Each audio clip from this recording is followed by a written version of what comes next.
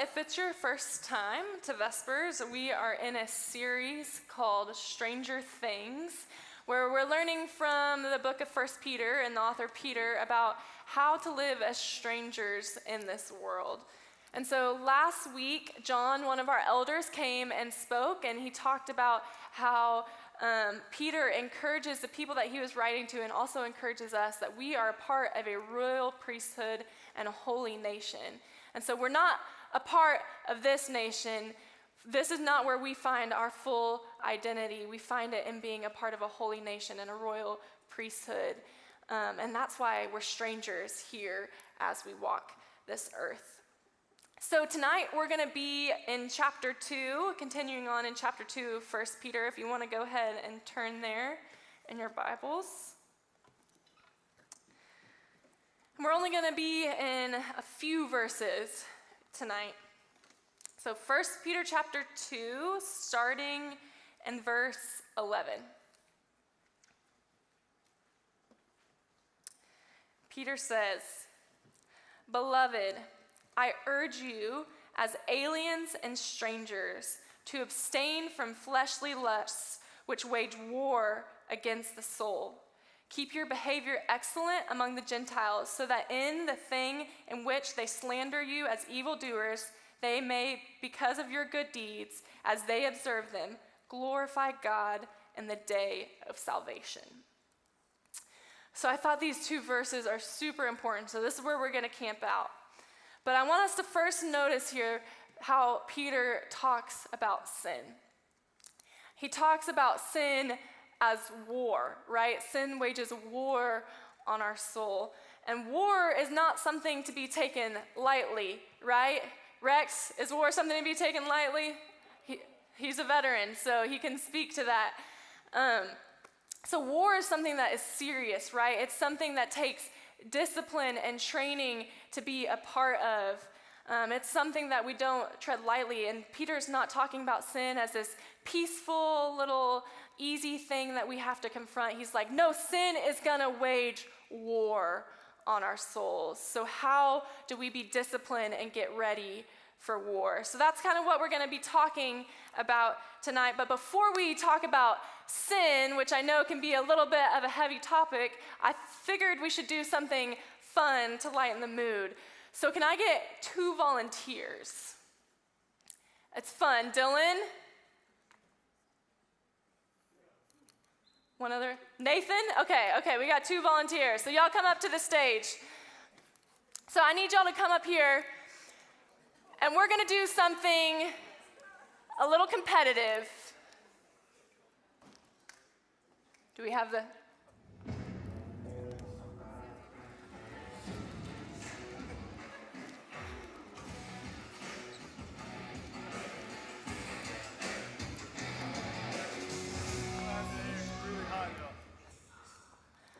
So we're going to do the impossible shot. Y'all can come over here. You don't have to be scared. Sam, can I get you to go stand up there for me? So this is something that our high school and middle schoolers do every Sunday morning. So if you think this is really fun, you should go volunteer in our student ministry. They would love to have extra volunteers. But we're going to do it tonight in college ministry. So Dylan, so the goal here, so you got to put the hook in here. Oh, I see it. And then you pull it back with this thingy. Other way. Okay, so don't shoot it yet. So the goal is to hit that bright green, the middle of the target back there, okay? If you don't, you get 1 try. Don't do it yet. You get 1 try to do the impossible shot. If you hit that center spot, then you get a $50 Amazon gift card. The center spot? The center, so you got to hit the center. You have to hit the impossible shot. So, you gonna go first? I'll go first, yeah. All right, let's see it. Y'all think he can do it?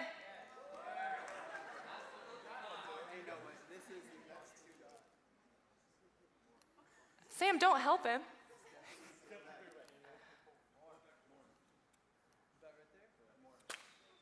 Oh, it's pretty hard. All right, Nathan, you think you got any better? Maybe. I want to see a girl try. Can I get a girl up here? Allie?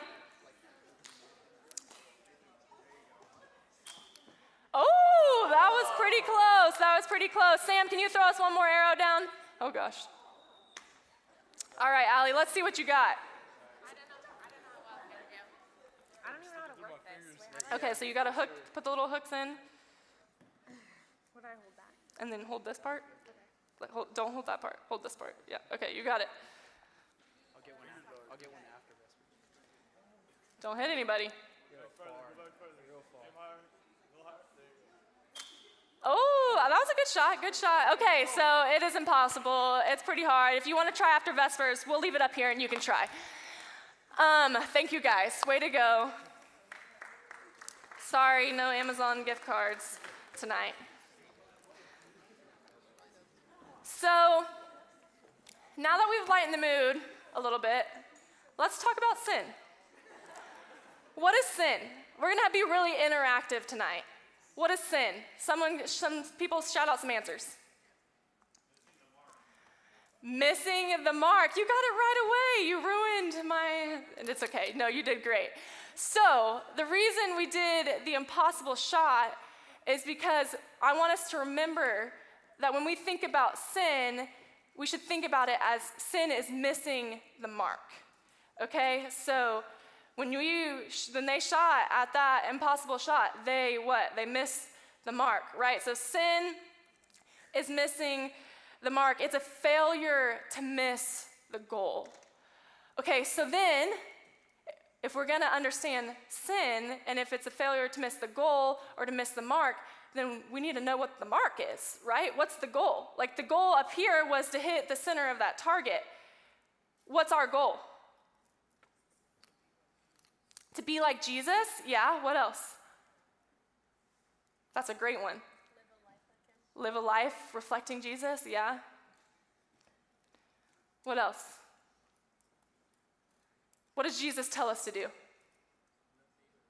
Love your neighbor, yeah. Love people and love God. Yeah, there you go. It should sound really familiar. We say it here a lot at Vista, right? Love God and love people. So that is the goal that Jesus gives us, right? So if we understand the goal, the mark that we're trying to reach, then it's way more helpful, right, when we think about the conversation of sin. So sin is a failure to love God and to love people. Sin is missing the goal of God's goodness. So when we think about decisions that we're making, we have to ask ourselves, are we desiring, so Peter uses this word desire here, are we desiring good? Are we desiring what God declares as good for us? Or are we desiring things that are evil? And what's evil? What does evil mean? Anyone? Grant?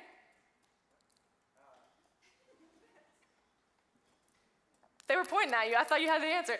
So evil, sorry to put you on the spot. Evil is a lack of good, right? Evil is a lack of good. So are we desiring things that are good? Are we desiring things that are evil? Evil is good that has been twisted, okay? It's being twisted to miss the mark. So I want to use an example. Do we have any Lord of the Rings fans in the room? A few, okay. Anybody watching the new show? No one? Some people? Okay, maybe y'all are all too busy doing homework. I'm not watching the new show either, and I hope I don't butcher this because I've only watched Lord of the Rings like once. But I'm stealing this from my professor because she used this example talking about sin, and I thought it was super helpful. But I want to get this picture, this very low quality picture, okay? So this is Smeagol, right? Cutter, did I say his name right? Smeagol. Oh, thank you. This is Smeagol. And then this is, who is this? Gollum. Yeah. So what happens here, if you've seen the movie, and sorry if I spoil it, but it's really old, so it's your fault for not watching it. Smeagol is out fishing with a friend, right? And then his friend finds this ring. And then Smeagol sees the ring and he desires it. He wants that ring. He desires it so much to the point that he murders his friend, okay? And he takes this ring and he desires the ring. What does he call it? His precious, right? And what happens to him over time is because of this twisted desire, he becomes less and less human. He turns into that really freaky thing, okay? So that's kind of a picture of what sin does to our lives, okay? So I want us to think about this. If you were in our Genesis series, we talked about this, but a lot of the times we blame our sinfulness on our humanity, right? Who've ever said, oh, I'm a sinner, I'm only human, or I messed up because I'm human? Like, have you made that excuse before, right? That's a pretty normal thing. But what does it mean to be human? What does it mean to be human? Abby? To be created in God's image. Yeah, so when we blame our humanity on our sinfulness, do y'all see where that is a mistake, right? Because being made human is being made in the image of God, and that's a really good thing. And so when we act on our sinful desires, that twists us further and further away from being a flourishing human made in the image of God. It puts more and more distance away from our relationship from God. So I also want us to think, like, have you ever seen a picture, a mugshot of a criminal, someone who's done something like really, really bad? And you can just see in their picture that their eyes are lifeless. Like, they have done things over and over again to twist them further and further away, that they don't value human life anymore. And that is sin, right? Twisting us further and further away. So taking these desires that are sinful and twisting us further and further away from God. And when we act on these sinful desires, it makes us the center of our lives, right? When God should be the center of our lives. When we should trust that what God says is good is better than what we say is good. So I want to talk about a practical example of abstaining from sinful desires that Peter might have been referring to because it was a very common sinful desire that they had in their culture. And that's the example of sex, okay? So we're going to talk about sex tonight, so get excited. So this was a fleshly desire that they very much struggled with. And I think that it's something that we think that our generation is the most sexualized generation, and that's not true. Like, Roman culture was very messed up in their sexual morals. My Grammy says all the time, like, oh, our generation is so messed up. And I'm like, Grammy, no, it's been messed up for a really, really, really long time. And so Peter was writing to these people. He probably had a lot of sinful desires in mind, but this was a huge one that they struggle with. And I remember what it's like to be in college, and this is something that we are trying to figure out, and there's temptation everywhere, right? So I think it's really important for us to talk about it. And it's a perfect example. So let's talk about what the goal is for sex. What's the goal for sex? Babies, yes. And so the goal for sex, that God's design for sex, why he created it, was it to be between a husband and wife in marriage, right? That is the biblical design of sex. And so when we take sex as anything else from that design, we're twisting it. You see, we're twisting it. We're taking our own desires and twisting it away from God's design. We're missing the mark.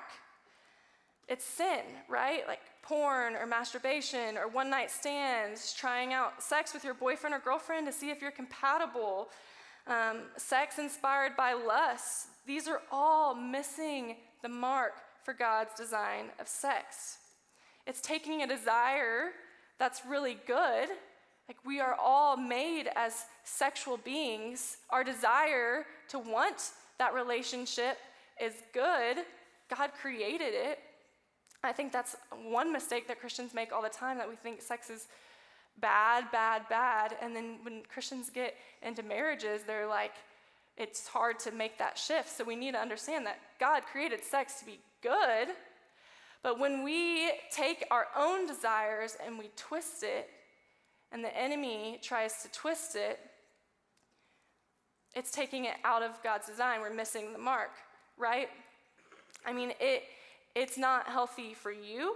It's not healthy for the people that you're relating to. I mean, there is so many different studies and research that shows how harmful it is.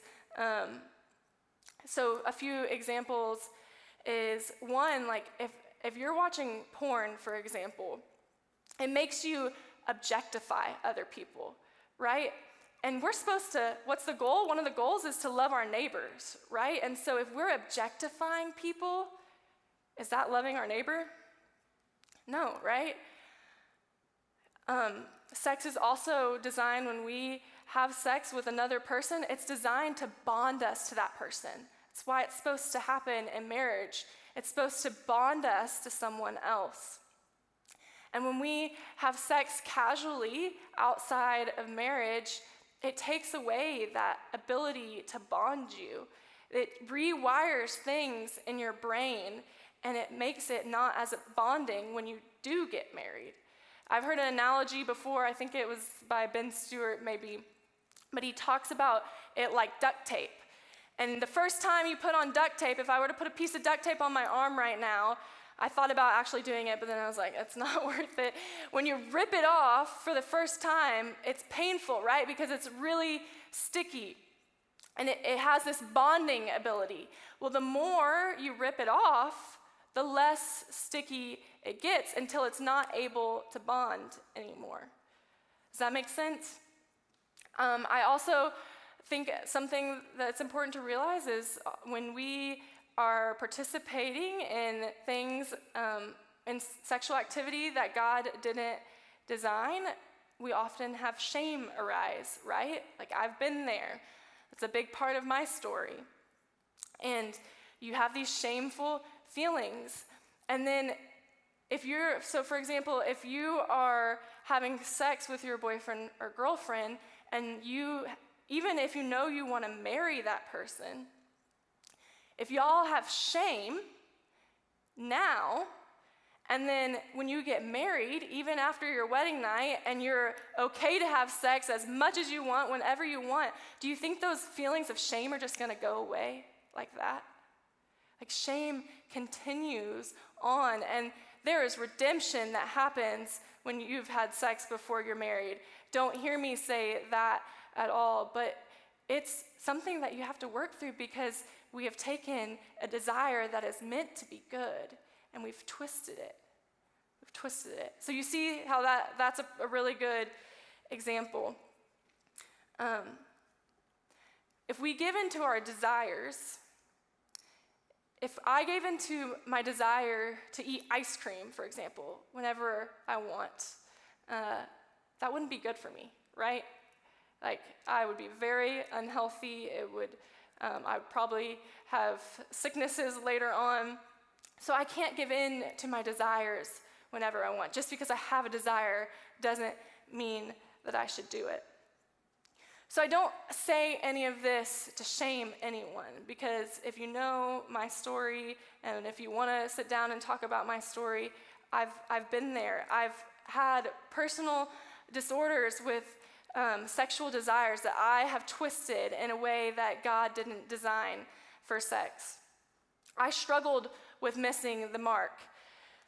And beyond the example of sex, I miss the mark every single day. Like, we are all sinners, and we all fall short of the glory of God every single day. And so I'm not standing up here as someone who has my life all together and is perfect and has done great in all these areas. I'm not saying that at all. I'm saying this because I want to encourage you guys to live out of God's goodness for us.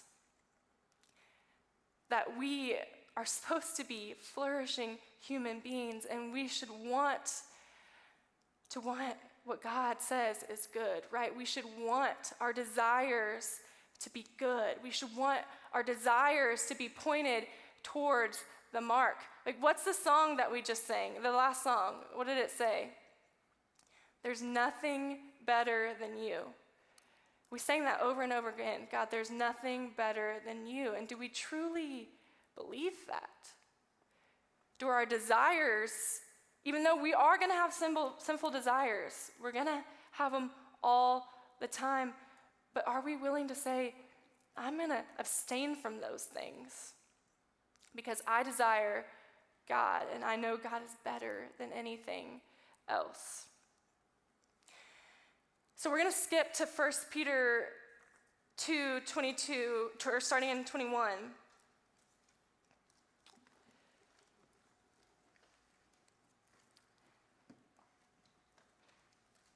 It says, "For you have been called for this purpose, since Christ also suffered for you, leaving an example for you," so Christ is our example, right?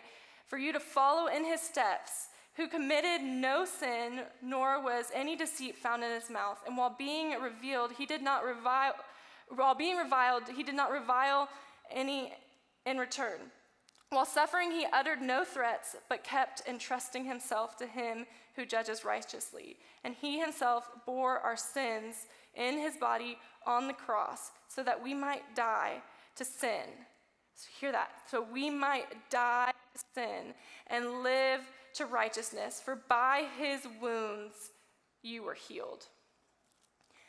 So Peter is reminding these people who are struggling with these fleshly, these sinful, twisted desires, and he's reminding them that by Jesus' wounds, we are healed. We sang in that song too that Jesus turns our shame into glory, right? Like, we don't have to sit in our shame. We don't have to keep making the same mistakes over and over again. Through the power of Jesus, we can abstain from our sinful desires. And through the power of Jesus, he can wash any part of your story white as snow. He can heal any of your wounds and your brokenness. So we're going to do our table discussion now. And our first question is, where are you giving in to twisted desires? And then think about what's the root of sinful desire? What's the root of that sinful desire? So David brought up a good point in our meeting on Sunday, that we have to realize what the root is, right? I think one example for me is I always, in high school and college, desired to be in a relationship with a guy. I always wanted to be in a relationship. I always had to be talking to someone. And when I think about that, being in a relationship is a good desire, right? Like, we're made to be in relationships. Marriage is a good thing. But that desire became an idol in my life. It became twisted. It became a distraction. And the root of that was I had no self-worth.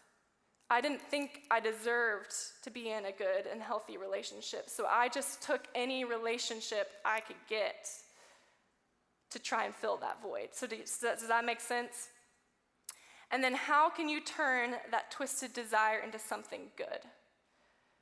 So how can you realize, hey, what is this twisted desire I have?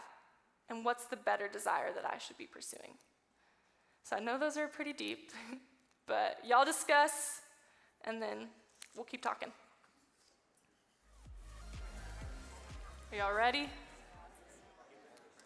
All right. Anyone want to share?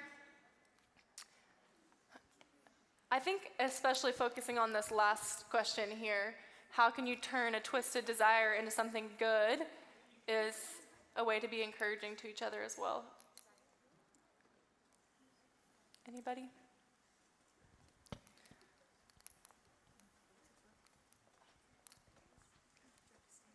You can sit.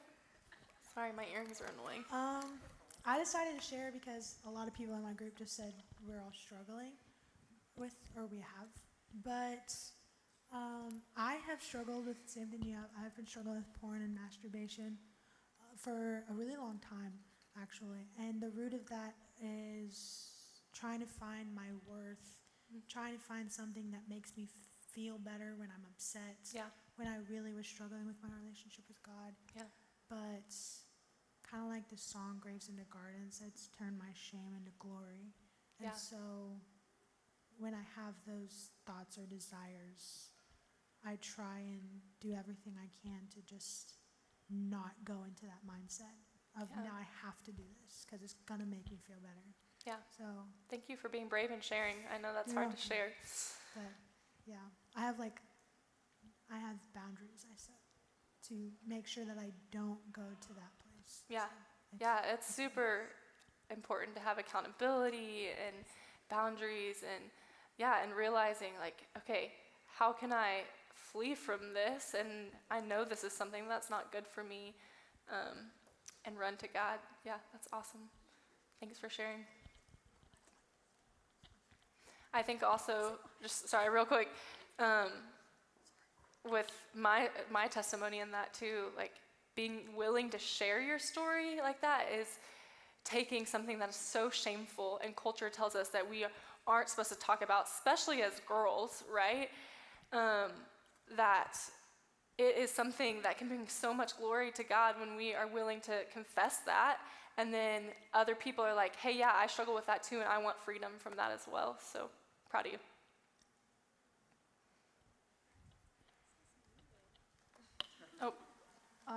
Oh, Okay. Our group talked about mainly the roots of sinful desire, and we talked about like fear of missing out, or not, like being looked at as not as cool, and just like wanting to fit in, like especially as girls, like it's kind of to another level with that. Yeah. Because if you don't participate in something, like personally, like I lost a lot of friends doing that, so yeah. And that's a good desire, right? To want to have friendships and want to be loved. But how quickly we twist that, to do anything we can. That's awesome.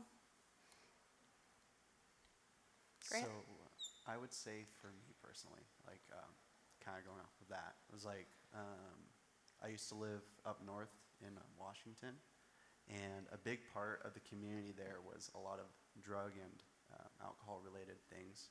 So I found myself like always in the middle of that for years, and that was a really hard struggle for me personally.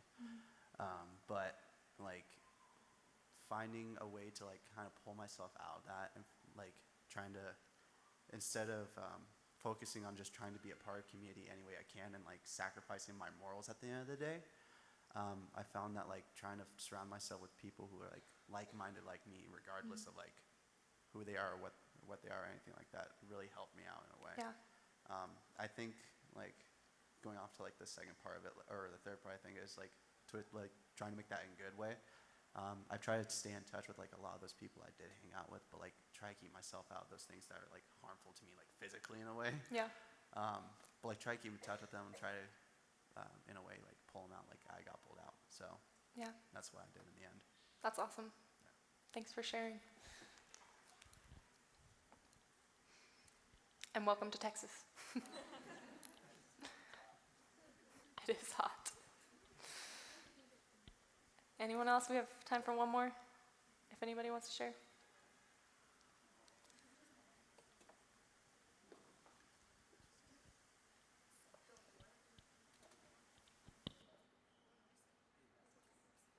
Oh, okay, there we go. So I feel like personally for me, for the last question, how can you turn a twisted desire into something good? I kind of shared this with my table. My freshman year, I got broken up with like my high school boyfriend, and I thought I was gonna marry him and all that. And when that happened, I kind of, for about 5 or 6 months, just turned away from the Lord. And I started drinking, and I started giving any boy an attention who gave me attention back, and just turning into all of the worldly desires. And at the same time, I pushed myself away from all the people that would encourage me to do what God would want me to do. And because of that, I ended up losing my virginity, and I started being drunk all the time, and I was just not in a good place. And then I started to feel really empty. Hold on, I'm talking really fast. And so I realized, okay, like, why do I feel so empty? And I was like, okay, I literally pushed everything away from me that was good, and this is why my life is the way it is right now. And then I kind of pulled myself out, and I started to come to Vista more and actually talk to Sydney more than just surface level questions and stuff like that. And I found good friends and everything like that. And honestly, with when it comes to like sexual temptation, I started actually sharing and talking to people and realizing, oh, like, you struggle with that too? Cool. And I mean, not cool, but We know what you mean. yeah. Being a Christian and losing your virginity, that was just a really hard topic. And I feel like now I'm really vulnerable with that, and I will like have a conversation with anyone who wants to come have a conversation. And like, just because I have lost my virginity and I'm obviously not married, like, God still forgave me, and I'm still choosing to be pure now, and I want to be pure with whoever my husband will be at that point. So sharing that and being as honest and vulnerable as I can with others, and like inspiring them, like, hey, you're gonna be okay. Like, just because you had sex before marriage does not mean you're going to hell. Yeah. So, because I mean, like, that's what purity culture will say about that. And so I feel like I can twist sinful desire and sexual temptation in a godly way and share, like, there is still good left for you. Yeah, that's incredible. I think that's a huge testament too to, hey, we're all gonna have sinful desires, right? Like, that's normal because we live in a sinful, broken world, but we can't just stay there, right? That's where the mistakes happen. That's where we aren't living as strangers, right? When we just sit in our sin and we're okay with it. So that's what Peter is encouraging these people to do. And I also just want to, I didn't even plan to say this, but remind you that in one of my favorite chapters in the Bible, in Psalm 139, the psalmist is talking about, even in the depths, you were there. He's talking about God, that even in the darkest places, you were there. And so if you are in a dark place right now, that doesn't mean that God has given up on you. His presence is still with you, and he wants to draw you back. Okay, so I don't want y'all to hear that. If you are in a place where you've just given over to sin, that God is still pursuing you. God is still there. So let's move on to the last part of our text. And I want to think about this question for a second. Is sin, our sinful desires, the things that we've all just talked about that we struggle with, is that something that is just on us? Is it something that should be really individualistic, and it's between us and God? Because I think that that's often the narrative that we convince ourselves, right? That I can do whatever I want, and I know maybe even if this is a wrong desire and I'm acting out of my sinful desires and it's of the flesh, God's going to hold me accountable, but that's up to me and God. Like, no one else should say anything about it, and it doesn't matter to anybody else. And I think that's something we fall into. But what does Peter say here? Let's reread verse 12. So he's saying, as strangers, keep your behavior excellent among the Gentiles. Why? Not just because we're supposed to have a good relationship, a right relationship with God, and live as flourishing humans as how God created us. That's one good reason, right? But so that in the thing in which they slander you as evildoers, they may, because of your good deeds, as they observe them, glorify God in the day of salvation. So, is our sin something that is just an individualistic thing? Or does it matter when people see us choosing to live in our sinful desires over and over again? Is that gonna make a missional impact? Right? Because as strangers here, God has us on this earth for a reason. right? Like we are supposed to live here. What did John challenge us last week? That we are all what? I'm not just a pastor, right? You all are pastors. We are all here to draw people to Jesus, to create spaces that help people encounter the good news of Jesus, right? And so if we continue to live a life that is just marked by sin, and people see us doing things that don't look different than the rest of the world, what does that say to the world? It doesn't say that we're different at all, right? So we have to think about our actions. What we do matters if we want to draw people to Jesus.